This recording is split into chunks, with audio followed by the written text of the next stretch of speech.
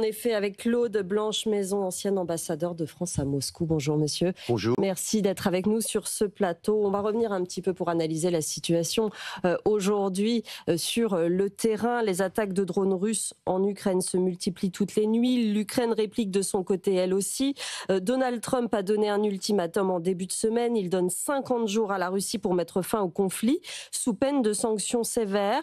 Quand on voit ce qui se passe sur le terrain, est-ce qu'on peut dire que les négociations sont au point mort pour que pour le moment elles n'ont aucun effet?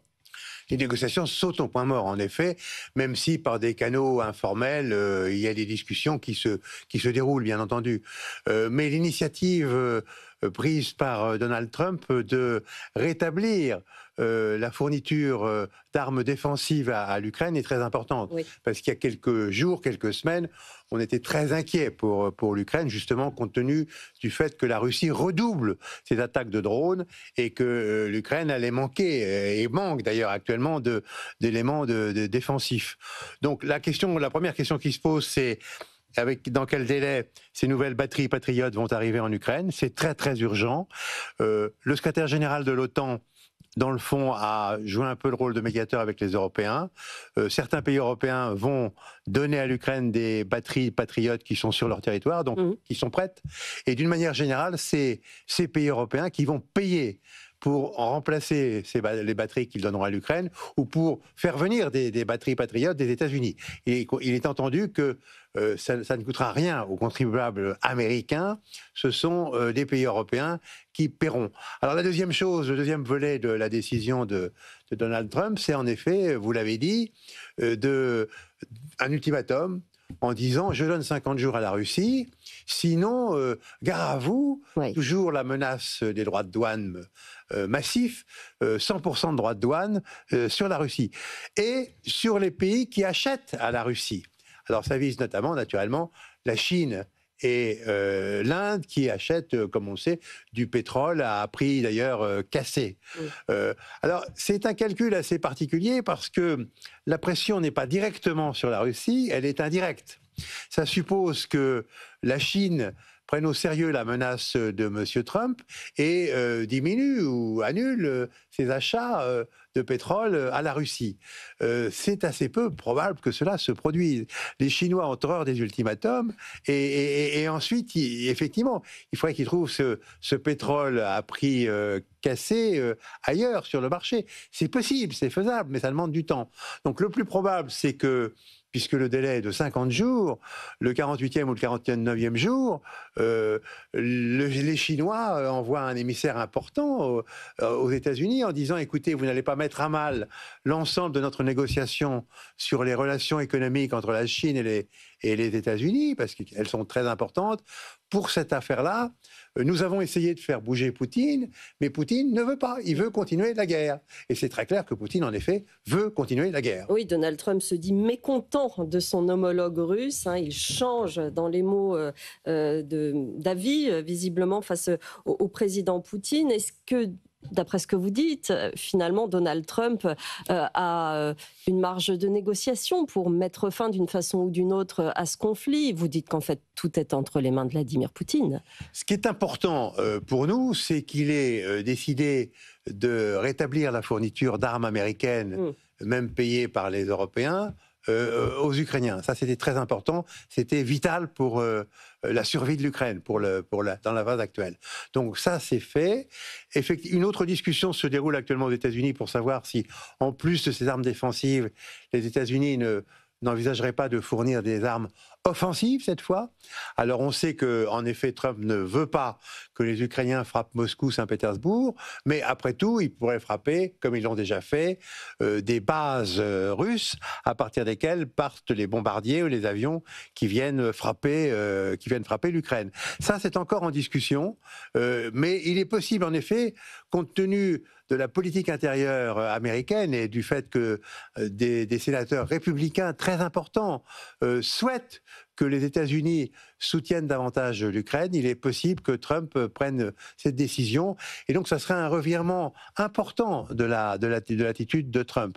Je crois que Trump a été excédé par les propos que lui a tenus Poutine lors du 6e échange téléphonique, Oui. où Poutine lui a raconté la même ritournelle à chaque fois, les 6 conditions pour que j'accepte un cessez-le-feu, qui reviennent en gros à la reddition de l'Ukraine, et qui sont évidemment inacceptables.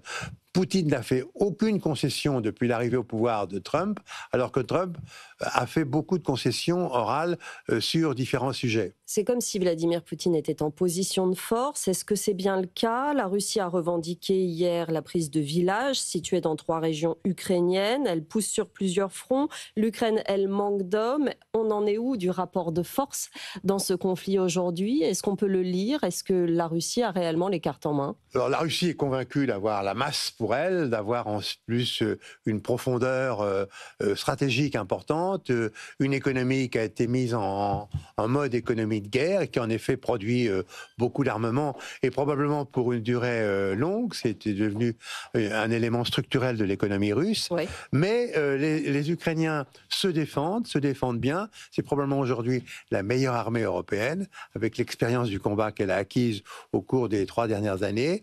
Et puis, on ne le dit pas assez, il y a le front, comme vous venez de le dire, où la Russie gagne, mais gagne très peu. Il lui faudrait des années pour conquérir ne serait-ce que l'ensemble des oblasts qu'elle a annexés dans sa constitution. Mais par ailleurs, en mer Noire, les Russes n'osent plus trop faire naviguer leurs bateaux. Comme vous le savez, le navire amiral russe de la mer Noire a été coulé la première année de cette guerre par les Ukrainiens. Et les Ukrainiens ont détruit le tiers de la flotte russe de la mer Noire. Ont tapé Sébastopol, ont tapé Novorossiysk, qui est beaucoup plus à l'est sur la mer Noire. Et par conséquent, les navires russes ne se risquent plus à naviguer en mer Noire. Comme vous le savez, la convention de Montreux confie aux Turcs la garde des détroits. Oui. Et en période de guerre, aucun navire de guerre ne peut rentrer en mer Noire. Par conséquent, la flotte russe, elle est plus ou moins prisonnière et dans une situation inférieure. On ne le dit pas assez. Et les Ukrainiens ont réussi à faire ça avec des armes fabriquées par eux en Ukraine. Question de Caroline Loyer. Monsieur Blanche-Maison, est-ce que vous pensez que le dernier avertissement de Donald Trump à Vladimir Poutine sera le dernier, justement, parce qu'on a l'impression que le scénario se répète, qu'il lui donne des ultimatums, il s'agace. Vladimir Poutine dit, bon, finalement, je vais venir à Istanbul, j'envoie une délégation. Puis au final, on a l'impression qu'on est toujours au même stade. Je crois que ce qui est important, c'est qu'il a changé de mode. Jusqu'à ce 6e coup de téléphone, cette 6e conversation téléphonique, il cherchait à négocier avec Vladimir Poutine. Il pensait même que après des séances de négociation à un niveau secrétaire d'État ou envoyé spécial, il pourrait le rencontrer. Je crois qu'après cette 6e conversation téléphonique, il a changé de mode. Il s'est rendu compte que Poutine ne voulait pas négocier, en tout cas dans la situation actuelle, qu'il voulait continuer la guerre, qu'il pensait que la poursuite de la guerre lui profiterait, et par conséquent, même si Trump a mis 6 mois pour réaliser cette situation, maintenant il a un peu changé d'attitude, et en effet, il pense que dans l'immédiat, la négociation n'est pas possible. Donc il a remis un ultimatum, bien sûr, mais cet ultimatum s'adresse plus aux Chinois, en disant aux Chinois, écoutez, faites bouger Poutine, faites-lui faire des concessions. Et on sait que les Chinois n'aiment pas cette guerre, parce qu'elle perturbe tous les circuits économiques. Mais est-ce que de là à faire bouger Poutine, il n'y a pas un écart trop important? Moi, je doute que les Chinois y arrivent dans un délai aussi court. Les Chinois sont intéressés par la négociation future, et notamment, ils sont candidats, eux aussi, à la reconstruction de l'Ukraine, bien sûr. Merci beaucoup, Claude Blanche-Maison, d'être venu nous voir sur ce plateau, ancien ambassadeur de France à Moscou. Merci d'avoir été sur le plateau de la matinale de l'économie.